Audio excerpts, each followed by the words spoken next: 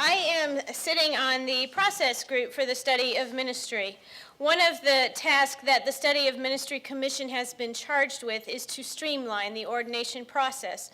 And so to respond to this charge, the Commission is examining issues related to candidacy, mentoring, licensing, provisional membership, and the steps that are related to each of those processes. Because the task for the Study of Ministry Commission were drafted at General Conference 2008 at the same time as other legislation was decided about streamlining candidacy, the following are ways that the ordination process has already been shortened. We wanted to highlight these for you because this was happening simultaneously as we were being given the charge for this study.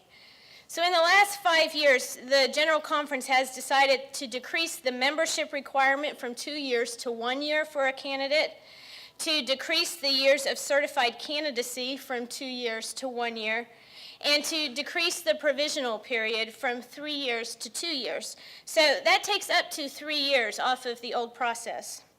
And additionally, new ways to enter into the process were instituted by General Conference both 2004 and 2008. In 2004, students were given the opportunity to enter into United Methodist Church membership through the general roll that is held at the General Board of Higher Education and Ministry. This happens to be for a college student who may not have any previous experience in a local church, is away at school and becomes active in a campus ministry unit. They then have a way that they can join the church through that campus ministry unit until they find a church home once they graduate from college. The other thing that happened in 2008 is that we allowed entry into the candidacy process through a United Methodist campus ministry or chaplaincy or another United Methodist related setting outside of the local church, thus giving candidates, again, who may not have that experience in a local church, a way to get into the process as they are discerning their call to ministry.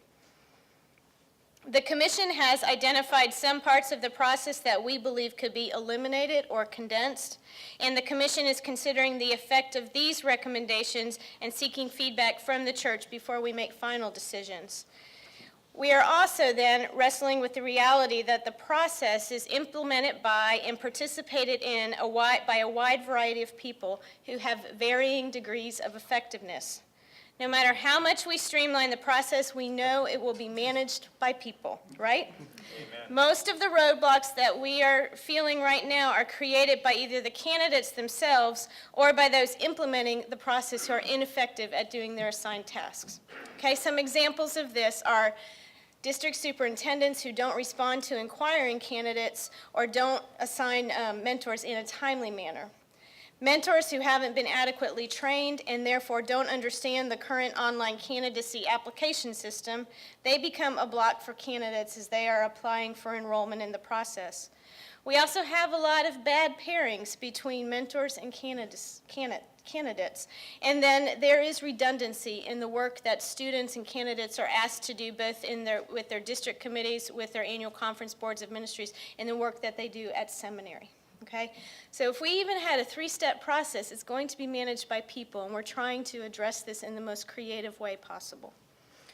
One of the biggest initiatives coming out of the process committee is to critically examine the way mentors are engaged in the process and to make radical changes to the current system.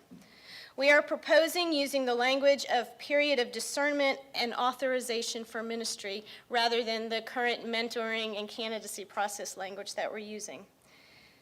In that light, we would move from an individual mentoring model to a group discernment that is appropriate for the candidate's context and location. We would rewrite the candidacy guidebook as small group curriculum and then find ways to provide flexibility for annual conferences in working with candidates during their discernment period. This allows conferences to set up a system that works for them based on their geography. It also allows some flexibility because some candidates come to us very well informed and very aware of their call, whereas others are just starting this exploration process. So there's some flexibility in how it's managed in that system. As they are working through that discernment period, Then candidates would also be involved in the authorization for ministry. And this is the phase where they present papers, references, the background checks, and the psychological assessments that are so important to being ready to take an appointment and full membership in the annual conference.